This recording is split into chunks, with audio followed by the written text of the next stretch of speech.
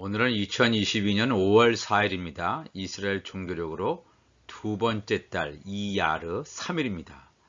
오늘 말씀은 18번째 파라샤 The Judgment 법조문들이란 제목으로 출애굽기 21장 1절에서 24장 18절의 내용을 다루기를 원합니다. 이번 파라샤의 제목은 The Judgment인데 법규라는 말입니다. 이 말씀은 출애굽기 21장 1절 내가 백성 앞에 세울 법규는 이러하니라 해서 이 법규 미시파트라고 하는 말에서 나왔습니다. 출애굽기 21장에서 24장까지는 종에 관한 법, 폭행, 주인의 책임, 배상, 도덕, 공평에 관한 법 등을 다루고 있는데 또한 간단하게 안식년, 안식일, 이스라엘의 3대 절기에 대한 내용을 다루고 있습니다. 절기에 대하여는 이전에도 많이 다루었기 때문에 여기서는 생략하며 구약의 법규를 다루기보다는 신약 성경에서 바울이 처한 상황 속에서 율법의 학자였던 바울과 또한 복음의 제사장인 바울의 양면을 다루어 보고자 합니다. 그래서 오늘 구약 모세오경은 출애굽기, 또 구약 선지서는 예레미야는 그냥 읽으시면 좋겠고요. 신약 성경도 연관된 성경구절이 많이 있는데 사도행전 23장 1절에서 11절, 또 히브리서 9장 15절 이하 내용만을 이번에 다루기를 원합니다.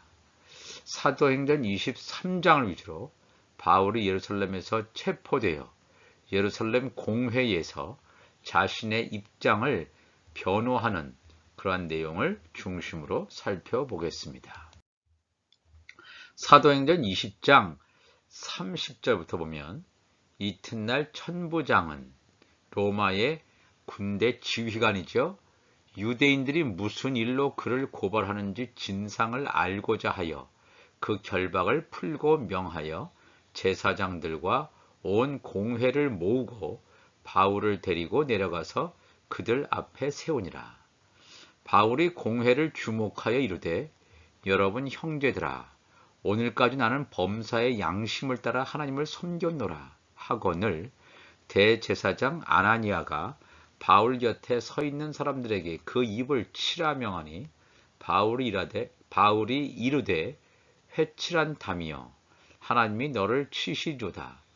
내가 나를 율법대로 심판한다고 앉아서 율법을 어기고 나를 치라 하느냐 하니 바울의 삶을 따라가 보면 하나님에 대한 열심으로 예수 믿는 자를 극단적으로 핍박했던 모습에서 다메섹에서 부활하신 예수 그리스도를 만남으로 본인이 예수를 믿는 자가 됐을 뿐 아니라 순교하면서까지 예수 복음을 증거했던 변화의 산 증인이었음을 알 수 있습니다.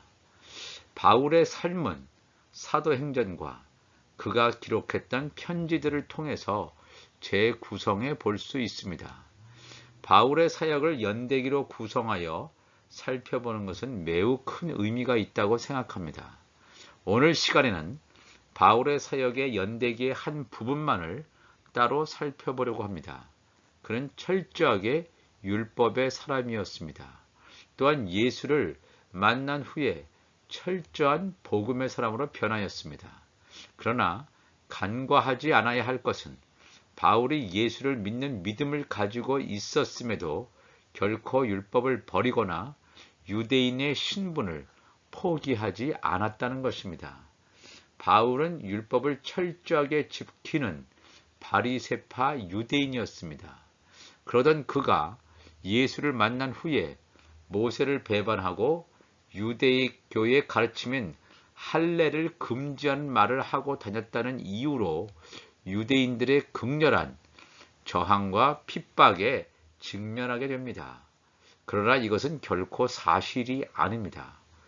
또한 심지어 이방인이 예루살렘 성전의 유대인 뜰에 들어가서는 안 되는 규정을 어기고 바울이 에베소 사람인 즉 이방인인 드로비모를 성전에 데리고 들어갔다는 거짓 제보를 받기에 이르릅니다.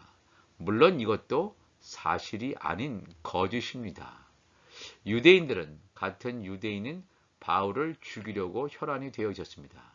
바울은 유대인 신분을 버리지 않았지만 왜 이토록 집요하게 유대인들은 바울을 죽이려고 했을까요? 유대교에 대한 새로운 해석을 바울은 내렸습니다. 할례도 그냥 육신적인 할례가 아니라 이면적인 할례, 그리스도의 할례, 진짜 하나님께서 의도하신 그 성경의 완전한 뜻을 드러냈기 때문에 유대인들은 자기들이 알고 있는 지식과 다르기 때문에 바울을 죽이려고 했던 것입니다. 이때 로마의 천부장인 글라우디오 루시아는 부하들을 동원하여 바울을 폭도들의 위험에서 구출하게 됩니다.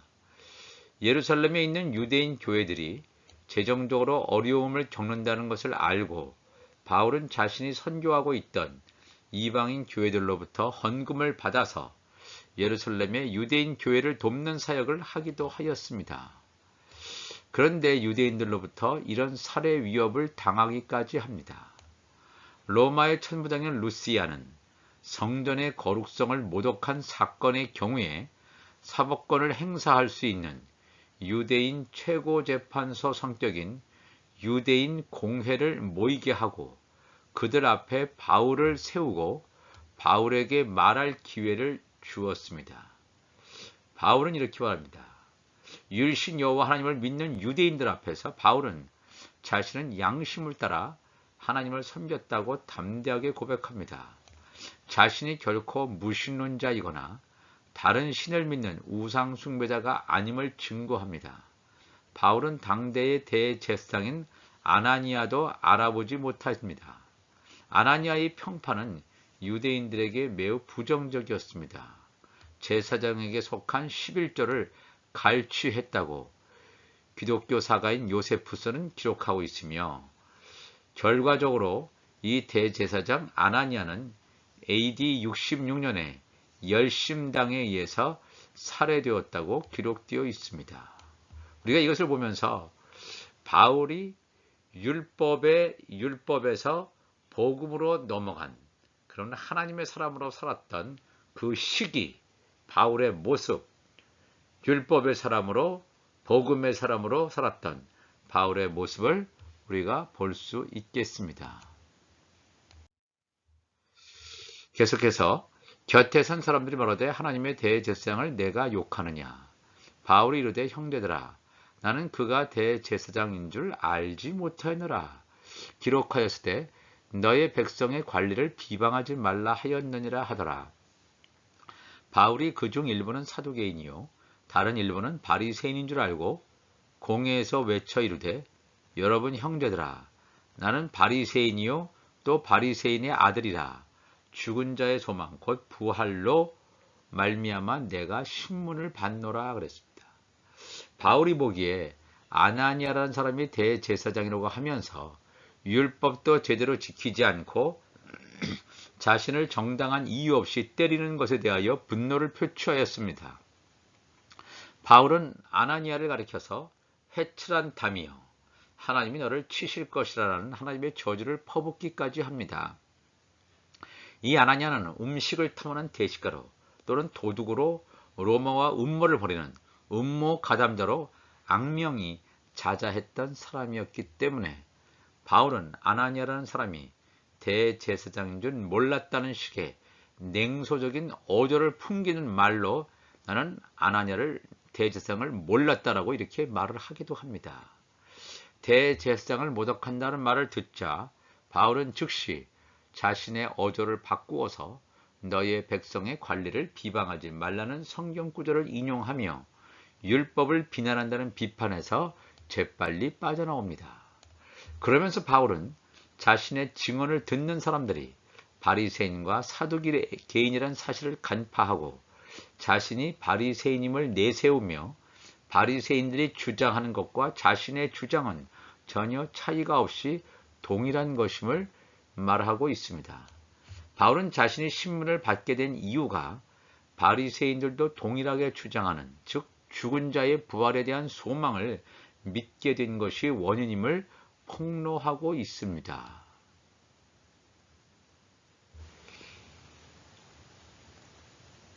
구약 성경을 보면 부활에 대한 내용이 매우 드물다는 것을 알게 됩니다.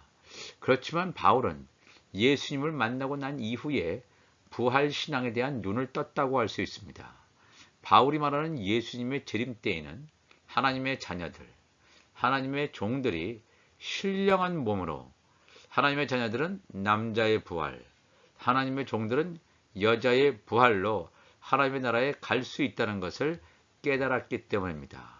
여기서 이 바울이 부활 신앙을 전했을 때 엄청난 이 유대인들로부터의 공격, 핍박이 온 것을 우리가 기억해야 됩니다. 오늘날도 이 부활에 대한 믿음을 전한다고 하는 것은 우리가 살고 있는 이 마지막 시대에 대단히 중요한 것입니다. 하나님의 자녀들이 들림받는 휴거 사건과도 밀접하게 연관되어 있고, 하나님의 종들이 또한 속죄절에 예수님의 지상 재림 때 구원받는 그런 사건과도 밀접하게 연관되어 있기 때문에 그렇습니다. 사도행전 23장 7절 보면 금어를 한 중 바리새인과 사두개인 사이에 다툼이 생겨 무리가 나누어지니 이는 사두개인은 부활도 없고 천사도 없고 영도 없다 하고 바리새인은 다 있다 함이라. 크게 떠들새 바리새인 편에서 몇 서기관이 일어나 다투어 이르되 우리가 이 사람을 보니 악한 것이 없도다. 혹 영이나 혹 천사가 그에게 말하였으면 어찌하겠느냐 하여 큰 분쟁이 생기니 천부장은 바울이 그들에게 찢겨질까 하여 군인을 명하여 내려가 무리 가운데서 빼앗아 가지고 영내로 들어가라 하니라. 그날 밤에 주께서 바울 곁에 서서 이르시되 담대하라. 내가 예루살렘에서 나의 일을 증언한 것 같이 로마에서도 증언하여야 하리라 하시니라 그랬습니다. 부활을 인정하는 바리새인과 부활을 부정하는 사두개인들 간의 분쟁이 일어나자 바울이 다칠 것을 염려한 천부장은 군인들을 시켜서 바울을 구출하게 합니다. 바울이 위기를 겪는 결정적인 순간마다 성령의 인도하심으로 또한 예수님이 나타나심으로 계시를 듣게 되는데, 이 경우에도 예외 없이 바울은 사도행전 23장 11절에서 나타난 대로 바울을 향하여 담대하라. 내가 예루살렘에서 나의 일을 증언한 것 같이 로마에서도 증언하여야 하리라는 말씀을 주십니다. 이런 예수님의 계시는 바울로 하여금 로마 황제에게 상소하는 바울의 결정에 절대적인 영향을 미쳤다고 할 수 있을 것입니다. 우리는 이 사건을 통해서 율법의 사람으로 에서 복음의 사람으로 넘어간 이 바울의 앞길이 평탄하진 않았습니다. 그러나 때마다, 위기 때마다 주의 성령께서 주께서 나타나심으로 하나님의 말씀을 바울에게 주시는 것을 통해서 그가 어려움을 극복하는 것을 보게 됩니다. 우리도 이 하나님의 말씀을 통해서 이 마지막 시대에 온전한 어려움 가운데서 승리하시는 여러분과 제가 되시기를 바랍니다. 히브리서 9장 15절에 이로 말미암아 그런 새 언약의 중보자시니 예수 그리스도는 새 언약의 중보자시니 이는 첫 언약 때에 범한 죄에서 속량하려고 죽으사 부르심을 입은 자로 하여금 영원한 기업의 약속을 얻게 하려 하심이라. 유언은 유언한 자가 죽어야 되나니 유언은 그 사람이 죽은 후에야 유효한즉 유언한 자가 살아있는 동안에는 효력이 없느니라. 이러므로 첫 언약도 피 없이 세운 것이 아니니 모세가 율법대로 모든 계명을 온 백성에게 말한 후에 송아지와 염소의 피 및 물과 붉은 양털과 우슬초를 취하여 그 두루머리와 온 백성에게 뿌리며 이르되 이는 하나님이 너희에게 명하신 언약의 피라 하고 또한 이와 같이 피를 장막과 섬기는 일에 쓰는 묻은 그릇에 뿌렸느니라.